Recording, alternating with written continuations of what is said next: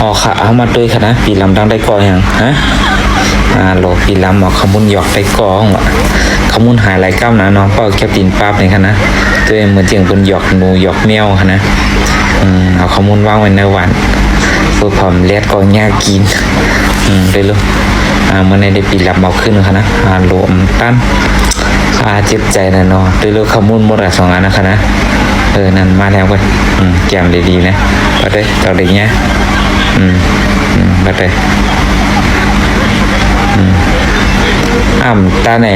ตาโลหมดกับ2-3 อันนั่นนะที่ได้คำตั้นเนาะเตือ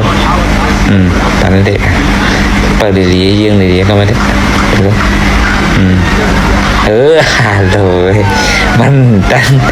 นโลไปกินน้ำใจเมื่อใส่บัน2 อัน3 อันเมื่อไม่ได้โลมันติเลียดกันโลอมไปตั้นขมุนว่าใครหมด